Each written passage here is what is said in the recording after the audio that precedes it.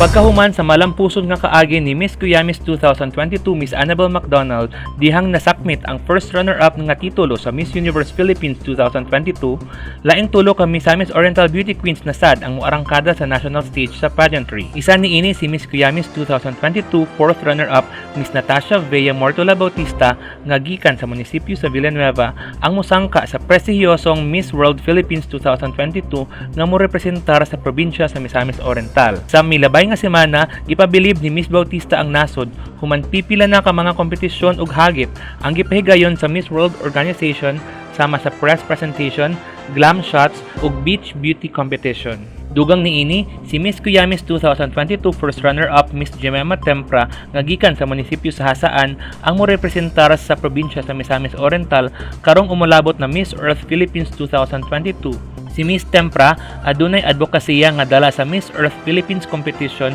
nga mao ang Zero Waste Management. Kini nga advokasya nagalaom nga mabag-o ang batasan ug kinaiyahan sa katawhan nga magmahigalaon sa kinaiyahan ug epesyente nga makabot ang mga solusyon alang sa tibuok planeta. Sa samang paagi, si Miss Cuyamis 2020 first runner-up Miss Ethel May Ponce Pabilyaran nga gikan sa munisipyo sa Lugait ang mosalmot sa Binibining Pilipinas 2022 nga mo representar sa probinsya sa Misamis Oriental. Niadtong Mayo 14, 2022, nagpahigayon ang Binibining Pilipinas o Grand Santa Cruzan kung asa mirampa si Miss Pabilyaran isip Reyna Sheba suot ang bulawanong gown nga nagpabilib sa manananaw sa kalihukan. Mitambong sab sa Grand Santa Cruzan nga giorganisa sa Binibining Pilipinas Charities ang garbo sa Misamis Oriental ug kasamtangang Miss Intercontinental nga si Miss Cindy Faye Obinieta nga mirampa isip Reyna de las Flores.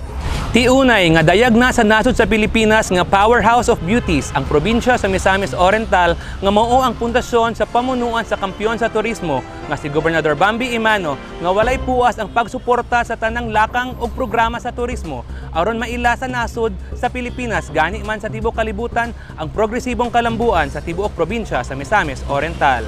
Kauban si Benboy Bagen sa kamera, ako si Lamo Jassy Alvarez Andaliasa para sa Miss Or Balita.